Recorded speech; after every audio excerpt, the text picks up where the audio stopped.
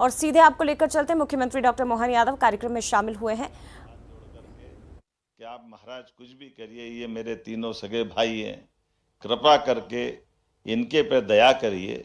इनके पर दया करने से मेरे भाई की जान बचेगी। आप चाहो सारी जिंदगी इनको जेल में रखना हो रखो, जो करना हो करो, लेकिन कृपा करके इनके प्राण दान देने का कष्ट करें।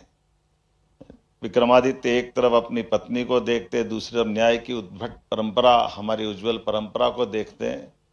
वो खड़े होकर के निर्णय करते हैं कि भाग्यशाली तुमने तुम्हारा पक्ष रख दिया, लेकिन मैं व्यक्तिगत जीवन के लिए नहीं खड़ा हूं। मेरे लिए भारत की इस न्याय व्यवस्था की परंपरा में हमारा न्याय, देरी से दिया गया न्याय भी अन्याय के बराबर है। और ये भले ही मेरे सगे साले हैं, लेकिन इनके लिए अब इस समय एक क्षण के लिए भी जीवित रहना, ये न्याय के साथ अन्याय होगा। इसलिए इसी समय हाथी के पैरों के तले कुचलवा के मरवाने की मैं राजाज्ञा जारी करता हूं। ये हमारी उत्कृष्ट परंपरा। न्याय के संबंध में ऐसे एक नहीं सैकड़ों उदाहरण हैं, जिनके माध्यम से जब न्याय की बात होती तो मुझे अत्यंत प्रसन्नता है।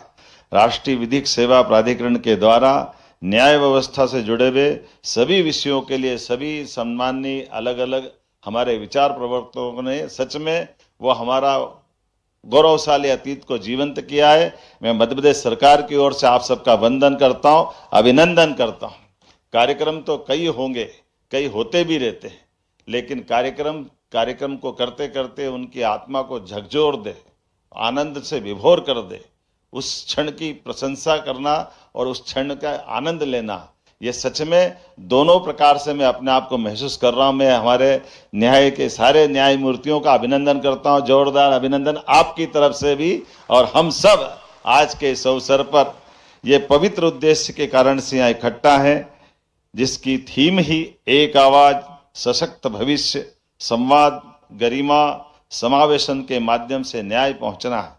मैं संविधान की प्रस्तावना की लोक कल्याणकारी राज्य के धर्म और कर्तव्य समाहित जिस प्रकार से भाव है, उसी आधार पर इस प्रस्तावना में भी न्याय, स्वतंत्रता, समानता और बंधुत्व को लोकतंत्र का जिसमें आधार बनाया गया है। सम्मेलन की थीम संविधान की प्रस्तावनाओं के मूल भाव को साकार कर रही है।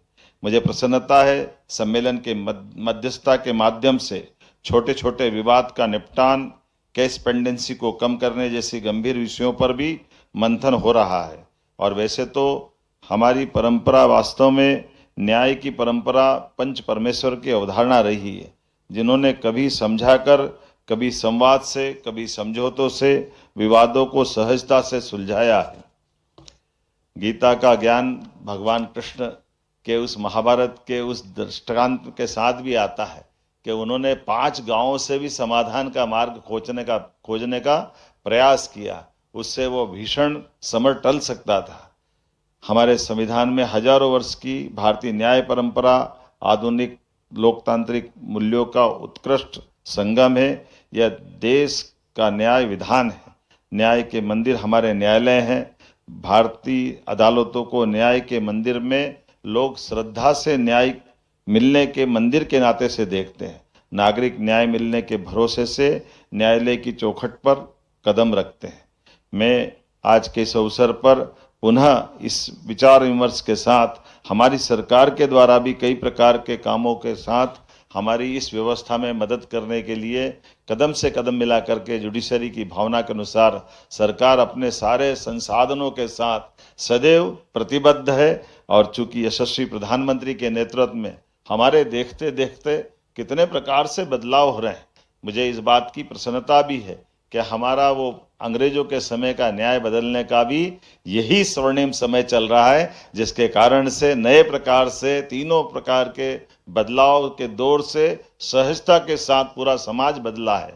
और हमारे लिए आधुनिक तंत्र के आधार पर भी अब ई filing, digital record, one data one case, virtual सुनवाई, आधुनिक न्याय प्रबंधन जैसी प्रणालियों का न्याय प्रणाली के माध्यम से कायाकल्प हुआ है। माननीय प्रधानमंत्री जी के नेतृत्व में सच में सदियों पुराने औपनिवेशिक दौर के कानूनों की जगह जो कानून लागू किए गए हैं, वो इसी कड़ी में जन विश्वास अधिनियम के माध्यम से छोटे छोटे उल्लंघनों को भी अपराध की श्रेणी से बाहर कर कानूनों को अधिक सरल और नागरिक हितैषी बनाया गया है।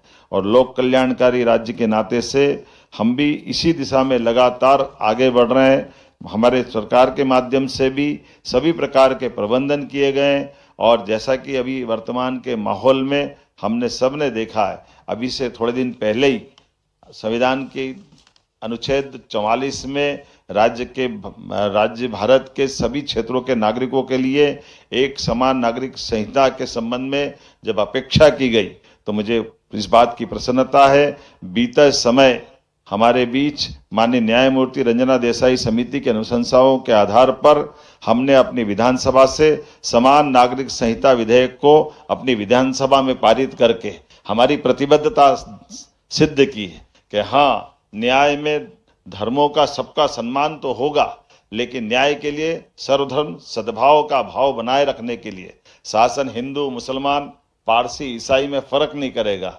हमारे लिए आज के इस दौर में युवा पीढ़ी के प्रति भी वही प्राथमिकता है।